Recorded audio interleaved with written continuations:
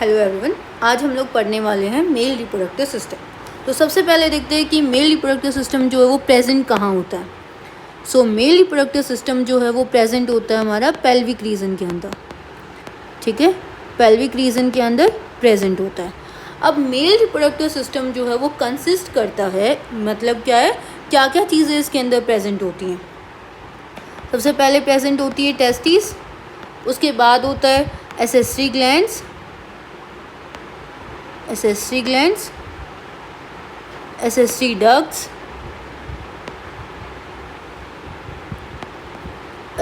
Ducts, and external genitalia,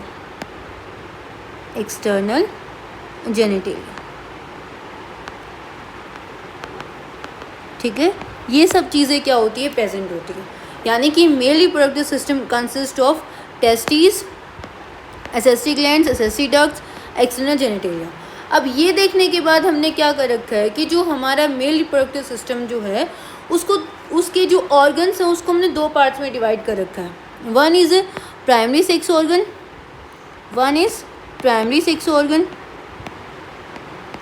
and another one is secondary sex organ. ठीक है, अब जो प्राइमरी सेक्स ऑर्गन और सेकेंडरी सेक्स ऑर्गन है उसके अंदर हमने इनको, जो ये हमने यहाँ लिखा था ना, इट कंसिस्ट ऑफ, इसी को हमने डिवाइड कर रखा है। One is a primary sex organ, another one is a secondary sex organ. अब ये देखते हैं कि प्राइमरी सेक्स ऑर्गन जो है उसके अंदर क्या आता है। प्राइमरी सेक्स ऑर्गन में हमारी आती है टेस्टिस। ठीक है, प्राइमरी सेक्स ऑर्गन में हमारे पास आती है टेस्टिस। टेस्टिस जो है वो किस में आती हैं, प्राइमरी सेक्स ऑर्गन में। फिर आते हैं हमारे secondary sex organ. Secondary sex organ में क्या क्या चीज़ें आती हैं, एसेसरी ग्लैंड्स, एसेसरी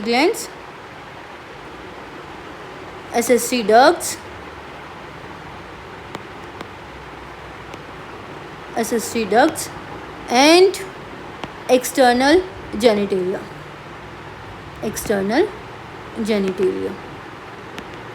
ठीक है।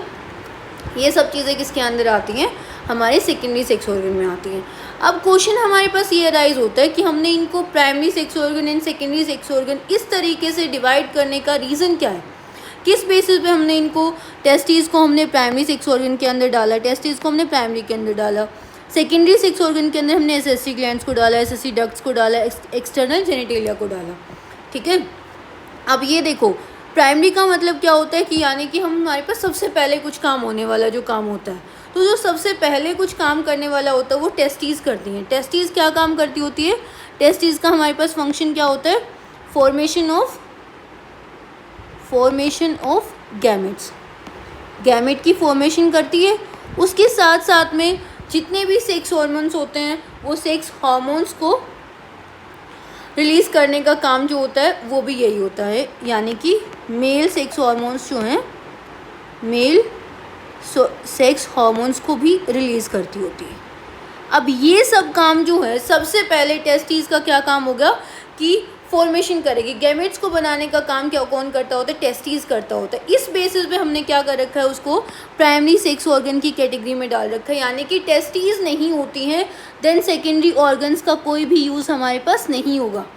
टेस्टिस हैं तभी हमारे पास क्या है, accessory glands, accessory ducts, external genitalia, इन सब चीज़ों का हम लोग यूज़ कर सकते हैं। विदाउट टेस्टिस हमारे पास इनका भी कोई यूज़ नहीं है। इस वजह से अगर कोई मेन फंक्शन जिसका है वो किसका है, टेस्टिस का है। ये रीज़न होता है, प्राइमरी रीज़न है हमारे पास क्या है कि हमने उसको प्राइमरी सेक्स ऑर्गन में डाल रखा है। यानी कि सबसे पहले जो फंक्शन करेगी वो कौन करेगी, टेस्टिस करेंगी। टेस्टिस अपना काम करने के बाद जो होता है वो सेकेंडरी सेक्स ऑर्गन्स का काम स्टार्ट होता है। यानी कि जब आपका गैमेट्स बन जाते हैं, उन गैमेट्स को कुछ जो एक्स्ट्रा नीड चाहिए होती है, लाइक न्यूट्रिशन हो गया या फिर इधर से उधर मूवमेंट करना हो गया, उन सब चीज़ों में जो हेल्प करेगा वो कौन करते होते हैं, वो सेकेंडरी सेक्स ऑर्गन्स कर रहे होते हैं। यानी कि बनाने का काम किसका है, टेस्टिस का, और दूसरा कोई और हेल्प करने का जिसका काम है वो किसका है, सेकेंडरी ऑर्गन्स का। ठीक है, सेकेंडरी सेक्स ऑर्गन्स का। नेक्स्ट अब देखते हैं, सबसे पहले हमें टेस्टिस के बारे में पढ़ना है कि टेस्टिस कैसी होती है, कैसे दिखती होती हैं। ठीक है, सो हेडिंग डालते हैं टेस्टिस। अब सबसे पहले देखते हैं कि टेस्टिस जो हैं आपकी, वन पेयर होता है, वन पेयर में प्रेजेंट होती हैं, oval in shape, Oval shape में होती है। उसके बाद 2 से 3 सेंटीमीटर जो है, 2 से 3 सेंटीमीटर किस में होती हैं, विड्थ में होती हैं। 4 to 5 सेंटीमीटर जो है, 4 to 5 सेंटीमीटर जो है वो इसकी क्या होती है, लेंथ होती है। ठीक है, इस तरीके से ये 2 to 3 सेंटीमीटर जो है वो इसकी क्या है, विड्थ है, और लेंथ जो है वो कितनी होगी, 4 से 5 सेंटीमीटर। ठीक है, आया समझ। अब इसके बाद अब क्वेश्चन ये राइज होता है कि जो टेस्टीज है ना, क्या इनिशियली भी मतलब कि जब बेबी की फॉर्मेशन होती है, एम्ब्रियो की डेवलपमेंट होती है, उस टाइम भी क्या टेस्टीज जो होती है वो पेल्विक रीजन में ही प्रेजेंट होती हैं? क्या उस टाइम पे भी आपकी जो टेस्टीज हैं वो पेल्विक रीजन में ही प्रेजेंट होती हैं? ये हमारे पास क्वेश्चन अराइज होता है। नहीं, इनिशियली जो होता है वो आपकी टेस्टीज जो हैं वो पेल्विक रीजन में प्रेजेंट नहीं होती। टेस्टीज पेल्विक रीजन में आती हैं, मतलब कि जब इनिशियली जो होता है टेस्टीज की फॉर्मेशन होती है वो कहाँ होती है, एब्डोमिनल कैविटी के अंदर बनती होती है, एब्डोमिनल कैविटी के अंदर बन रही होती है। ठीक है, एब्डोमिनल कैविटी के अंदर इसकी फॉर्मेशन होती है टेस्टीज की। बट अब पेल्विक रीजन में कैसे आती हैं, पहले भी हमने बात कर ली ना, पेल्विक रीजन में कैसे आएंगी। जब 7th मंथ होता है ना प्रेगनेंसी का, 7th month of pregnancy, 7th month में क्या होता है, थ्रू इन वजाइनल कैनाल, थ्रू इन ज्यूनल कैनाल के थ्रू, इंज्यूनल कैनाल के थ्रू क्या होती हैं, ये एब्डोमिनल कैविटी के अंदर प्रेजेंट एक पाउच की फॉर्मेशन करती है 7th मंथ ऑफ प्रेगनेंसी के अंदर, इन वजाइनल कैनाल के थ्रू जो पेल्विक रीजन के अंदर आती हैं। और पेल्विक रीजन के अंदर आने के बाद कहाँ पे प्रेजेंट होती हैं, स्क्रोटम के अंदर प्रेजेंट होती हैं। इसका हमने अभी तक बात नहीं की थी, स्क्रोटम क्या होता है। स्क्रोटम जो होता है वो एक पाउच लाइक स्ट्रक्चर होता है। स्क्रोटम जो है वो कैसा होता है, एक पाउच लाइक स्ट्रक्चर होता है। कहाँ पे प्रेजेंट होता है स्क्रोटम, पाउच लाइक स्ट्रक्चर, और बॉडी से थोड़ा सा बाहर की side, outside the body, outside the body present होता है। ठीक है, आया समझ। अब इसके अंदर प्रेजेंट होने का रीज़न क्या हुआ, एक बार मैं थोड़ा सा दोबारा से आपको क्लियर कर देती हूँ कि ड्यूरिंग बर्थ, जब बेबी अपना बर्थ लेता है उस टाइम पे जो होता है वो पेल्विक रीजन में प्रेजेंट नहीं होता। ठीक है, पेल्विक रीजन में बर्थ के टाइम पे नहीं होती। During 7th month of pregnancy के टाइम पे इन वजाइनल कैनाल के थ्रू एक स्क्रोटम नेम के पाउच के अंदर प्रेजेंट होती हैं। और जो पाउच होता है वो कहाँ पे होता है, आउटसाइड द बॉडी होता है। अब क्वेश्चन फिर से हमारे माइंड में एक क्वेश्चन आ जाता है कि आउटसाइड द बॉडी क्यों प्रेजेंट होता है। आउटसाइड द बॉडी प्रेजेंट होने के पीछे ये रीज़न होता है कि जो फॉर्मेशन होती है, फॉर्मेशन ऑफ गैमेट्स, जो हमारे गैमेट्स की फॉर्मेशन ऑफ गैमेट्स, जो हमारे गैमेट्स की जो फॉर्मेशन होती है ना, वो हमारी जो नॉर्मल बॉडी का टेम्परेचर होता है उससे 2 से लेके 2.5 डिग्री सेल्सियस टेम्परेचर जो है कम चाहिए होता है। Temperature lower than our body. ठीक है, हमारी बॉडी से क्या होता है, जितना हमारी होल बॉडी का जो टेम्परेचर है उससे क्या है, उस टेम्परेचर से 2 से लेके 2.5 डिग्री सेल्सियस तक टेम्परेचर जो होता है वो बिलो चाहिए होता है। इस वजह से जो होते हैं स्क्रोटम नेम की पाउच में प्रेजेंट होती है। ठीक है, आया समझ यहाँ तक। अब इसके बाद हम देखते हैं, एक बारी पूरा स्ट्रक्चर देख लेते हैं। ठीक है, ये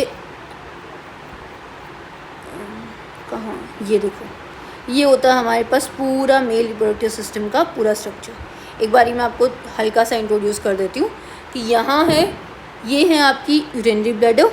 ठीक है, इसके बाद ये यहाँ पे ये वाला जो स्ट्रक्चर है यूरेटर है, ये वास डिफरेंशिया है, ये यहाँ पे सेमिनल वेसिकल है। ये हम पढ़ना है हमने किसका क्या यूज़ है।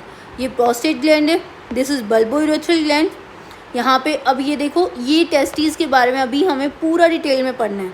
अभी तो सिर्फ हमने उसकी एक तरीके से मॉर्फोलॉजी देखी है कि बाहर से कैसे दिखाई देती है, कहाँ पे प्रेजेंट होती है, ये सारी चीज़ें देखी हैं। अभी हमें उसके इंटरनल स्ट्रक्चर के बारे में पढ़ना है, कैसा होता है क्या। ठीक है, ये आपके पास क्या है, एपिडिडाइमिस, ये testis, and this is the, यहाँ पे जो है ये फोरस्किन है, यहाँ पे ये वाला जो पार्ट है ग्लैंड्स पेनिस है, ये आपके पास पेनिस है, और ये आपके पास urethra, this one is urethra. ये आपका क्या है, पूरा मेल रिप्रोडक्टिव सिस्टम इस तरीके से प्रेजेंट होता है। ये हमने डायग्राम देखा, ये सब चीज़ें उसके अंदर प्रेजेंट होती हैं। कुछ ग्लैंड्स होते हैं, जैसे अभी अगर हम बात करते हैं, चलो एक बार वापस से हमारा जो फ्लो चार्ट था ना उसी पे चलते हैं।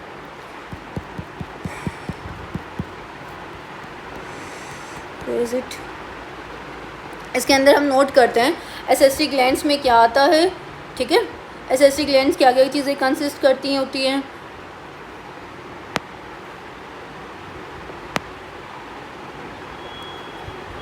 एसेसरी ग्लैंड्स में हमारे पास सबसे पहले आते हैं सेमिनल वेसिकल। अभी मैंने वहाँ पे सेमिनल वेसिकल लिखा भी था ना। सबसे पहले हमारे पास आता है सेमिनल वेसिकल।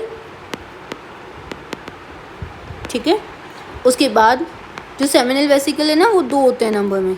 फिर आता है हमारे पास प्रोस्टेट ग्लैंड, प्रोस्टेट ग्लैंड। उसके बाद होता है बल्बोयूरेथ्रल, बल्बोयूरेथ्रल। ठीक है, और बल्बोयूरेथ्रल को हम लोग एक नेम से और जानते होते हैं, वो नेम होता है इसका कोअपर्स ग्लैंड। ठीक है, फिर आती है हमारे पास एसेसरी डक्ट्स। एसेसरी डक्ट्स में आती है सबसे पहले रेटी टेस्टिस। अभी मैं आपको दिखाती हूँ कहाँ पे प्रेजेंट होती हैं। फिर आता है हमारे पास वासा इफ्रेंशिया। ठीक है, इसके बाद हमारे पास आती है, अभी मैंने वहाँ पे लिखा था ना एपिडिडाइमिस, एपिडिडाइमिस। फिर हमारे पास आती है वासा डिफरेंशिया, वासा डिफरेंस। आफ्टर वासा डिफरेंस नेक्स्ट हमारे पास आती है ejaculatory duct, ejaculatory duct, and last one is urethra. ये सभी हमारे पास क्या हैं, आपकी डक्ट्स हैं।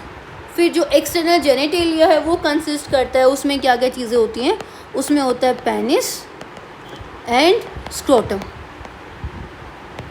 ठीक है, अब यही चीज़ें मैंने एक बार फिर से हम हमारा डायग्राम देखते हैं। डायग्राम में मैंने आपको बताया कि ये जो है, ये अब सबसे पहले हमारे पास यूरिनरी ब्लैडर आता है, फिर यूरेटर। अब यहाँ से टेस्टिस है ना, ये टेस्टिस से फिर स्टार्ट होती है एपिडिडाइमिस। एपिडिडाइमिस के बाद अब ये एपिडिडाइमिस किस में आती है, एसेसरी डक्ट के अंदर आती है। ये आती है आपकी एसेसरी डक्ट के अंदर। फिर आपके पास यहाँ पे आ जाती है वासा डिफरेंस। वासा डिफरेंस के बाद यहाँ पे आपकी ये फॉर्मेशन करती है इजैक्यूलेटरी डक्ट की, यहाँ होती है आपकी इजैक्यूलेटरी डक्ट। ठीक है, अब हमें पूरा पढ़ना है इसके बारे में। चलो दोबारा से, अभी पहले हम टेस्टिस का इंटरनल स्ट्रक्चर देखते हैं। टेस्टिस का स्ट्रक्चर देखते हैं, फिर हम उसके बारे में आगे फर्दर पढ़ेंगे। ठीक है, टेस्टिस का अब देखो,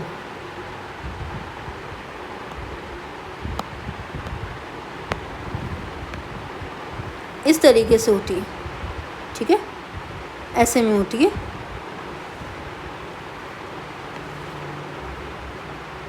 इस तरीके का स्ट्रक्चर होता है हमारे पास टेस्टिस का। अब आपकी टेस्टिस जो है आउटर लेयर, सबसे बाहर जो आउटर लेयर से जिससे कवर्ड होती है, उस लेयर का नेम होता है ट्यूनिका एल्ब्यूजिना। ठीक है, ये है आपके पास outer layer which is a tunica albuginea. ठीक है, इसने अंदर से इनको ऐसे कंपार्टमेंट्स में, ऐसे कंपार्टमेंट्स में इसको डिवाइड कर रखा है इस तरीके से। ये जो कंपार्टमेंट्स हैं, ये किस चीज़ के कंपार्टमेंट्स हैं, इनको क्या बोला जाता है, ये जो कंपार्टमेंट्स हैं ये हैं आपके पास testicular lobules. These are your testicular lobules. ठीक है, और ये जो टेस्टिकुलर लोब्यूल हैं, इनके अंदर 2 to 3 इन नंबर, इसके अंदर 2 to 3 इन नंबर इस तरीके से सेमिनिफेरस ट्यूब्यूल्स प्रेजेंट होते हैं। इस तरीके से सेमिनिफेरस ट्यूब्यूल्स प्रेजेंट होते हैं, सेमिनिफेरस ट्यूब्यूल्स प्रेजेंट होते हैं। और इन सेमिनिफेरस टिब्यूल के अंदर ही फॉर्मेशन होती है, फॉर्मेशन ऑफ गैमेट्स।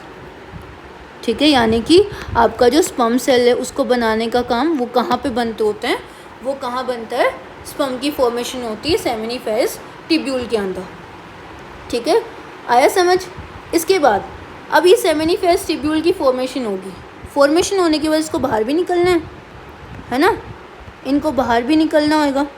सो ये जो बाहर निकलेंगे ना, यहाँ पे होती है, यहाँ होती है आपके पास आपकी रेटी टेस्टिस। ठीक है, रेटी टेस्टिस प्रेजेंट होती है। इसके बाद रेटी टेस्टिस के बाद यहाँ पे एक और लेयर प्रेजेंट होती है, दिस इज। अब रेटी टेस्टिस के बाद किसके थ्रू बाहर निकलना है, उसके बाद यहाँ पे प्रेजेंट होती है आपकी ये वाली जो लेयर होती है, ये होती है आपकी vasa efferentia. This is your vasa efferentia. ठीक है, अब वासा इफ्रेंशिया के बाद, वासा इफ्रेंशिया यहाँ जहाँ पे ओपन हो रखी है, इधर वासा इफ्रेंशिया, थोड़ा सा मुझसे डायग्राम में गड़बड़ हो गया, ये इस तरीके से आएगा। अब यहाँ पे वासा इफ्रेंशिया जहाँ ओपन होती है, ये वाली जो लेयर होती है, ये कौन सी लेयर आपके पास, दिस इज़ योर एपिडिडाइमिस। ठीक है, अब देखो गैमेट की फॉर्मेशन होगी। गैमेट की फॉर्मेशन मैंने बताया कि सेमिनिफेरस टिब्यूल की जो फॉर्मेशन होती है वो कहाँ होती है, सॉरी सेमिनिफेरस टिब्यूल के अंदर क्या होती है, फॉर्मेशन ऑफ गैमेट की फॉर्मेशन होती है। ठीक है, स्पर्म सेल की फॉर्मेशन होगी। अब उसको बाहर आना है, इसमें तो रहने नहीं वाला है ना, जो हमारे सेमिनिफेरस टिब्यूल्स हैं उनके अंदर नहीं रहने वाला, उससे उसको बाहर आना है। उससे बाहर आने के लिए कौन सा पाथवे फॉलो करेगा, पहले वो रेटी टेस्टिस में आएगा, फिर रेटी टेस्टिस उसको किस में लेके आएंगी, वासा इफ्रेंशिया में लेके आएंगी।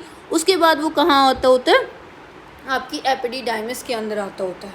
ठीक है, फिर वो किसके अंदर पहुँचेगा, एक बार मैं इसका पाथवे नोट करती हूँ कि पहले किस में आएंगे, रेटी टेस्टिस में आएंगे, और ये आपका नीट का फेवरेट PYQ भी है। फिर वो वासा इफ्रेंशिया में आता है। ठीक है, वासा इफ्रेंशिया में आता है, फिर वो कहाँ आएगा, एपिडिडाइमिस में आएगा। अभी तक हमने यहाँ तक देखा इसको। ठीक है, अब थोड़ा सा और नोट करते हैं, जो अब हमारे पास, अब मैंने आपको इतना बताया, जो टेस्टिकुलर लॉब्यूल्स होते हैं ना, ये जो मैंने यहाँ पे बोला टेस्टिकुलर लॉब्यूल्स की अगर हम नंबर की बात करते हैं, सो ये 250 कंपार्टमेंट होता है, 250 कंपार्टमेंट्स होते हैं। ठीक है, 250 कंपार्टमेंट्स इन ईच टेस्टिस, हर एक टेस्टिस के अंदर 250 कंपार्टमेंट्स प्रेजेंट होते हैं। ठीक है, आया यहाँ तक समझ। अब इसके बाद वासा इफ्रेंशिया के बाद हम बात किसकी करते होते हैं, वासा इफ्रेंशिया के बाद हम पहुँचते हैं किसके पास, एपिडिडाइमिस के पास। थोड़ा सा हम यहाँ पे एपिडिडाइमिस के बारे में पढ़ते हैं। जो आपकी एपिडिडाइमिस जो है वो ऑलमोस्ट, इसकी अगर हम लेंथ की बात करें ना, तो 6 मीटर लॉन्ग होती है, ये 6 मीटर लॉन्ग होती है। ठीक है, 6 मीटर लॉन्ग होती है। और अब ये 6 मीटर लॉन्ग, आप अंदाज़ा लगा सकते हो कि 6 मीटर लॉन्ग कितना होता होगा। तो अब ये हमारी टेस्टिस तो इतनी सी होती है, जैसे हमने बात की थी उसकी 2 to 3 सेंटीमीटर उसकी विड्थ होती है, और 4 to 5 सेंटीमीटर के अराउंड हमारे पास क्या थी, उसकी लेंथ थी। ठीक है, अब इतनी सी लेंथ सेंटीमीटर्स में है, ये जो लेंथ है ये पूरी आपकी टेस्टिस की लेंथ ही सेंटीमीटर्स में है। और आपकी अगर हम बात करें एपिडिडाइमिस, एक जो आपकी कैनाल है वही इतनी बड़ी है। ठीक है, मतलब इतनी एक डक्ट जो है वो ही 6 मीटर लॉन्ग है, और जहाँ पे आपकी टेस्टिस जो है वो 4 से 5 मीटर उनकी लेंथ है। तो इसके अंदर कैसे आएंगी वो, अगर हम उसकी बात करें तो हाईली कोल्ड होती है। जो आपकी एपिडिडाइमिस जो है वो कैसी होती है, हाईली कोल्ड होती है, बहुत ज़्यादा कोल्ड होके इसके अंदर वो फिट हो रखी है। ठीक है, आया समझ। और इसके अलावा इसका एक और फंक्शन होता है, ये काफ़ी इम्पोर्टेंट है। इसका जो नेक्स्ट फंक्शन की अगर हम बात करते हैं, सो ये क्या करती होती है, इसको नोट कर लेना, ये आपकी टेम्परेरी स्टोरेज रखती है, temporary storage and temporary storage रखती है, एंड फंक्शनल मैचुरेशन रखती है, एंड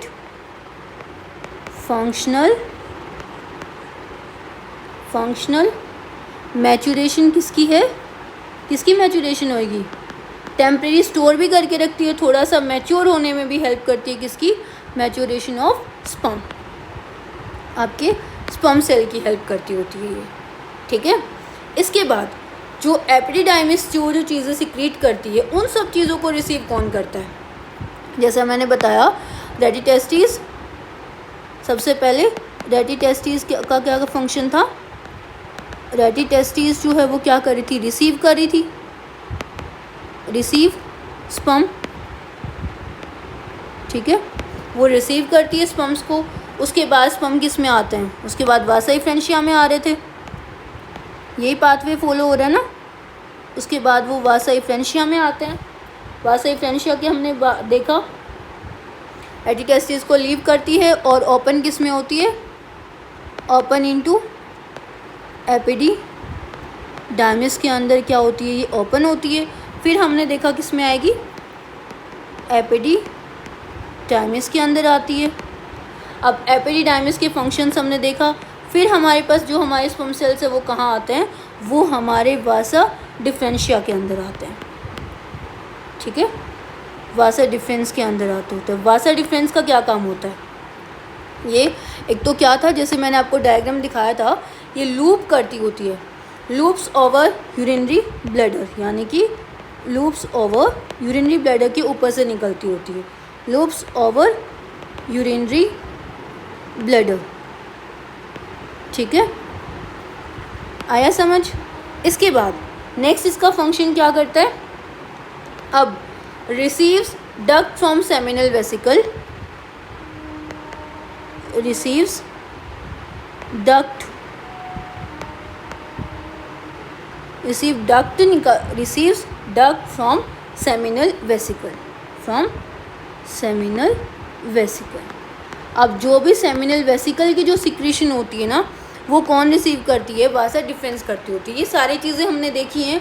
सेमिनल वेसिकल्स कहाँ प्रेजेंट थे? जो दो लीफ लाइक स्ट्रक्चर्स थे वो हमारे पास क्या थे? सेमिनल वेसिकल्स थे, ठीक है। And opens into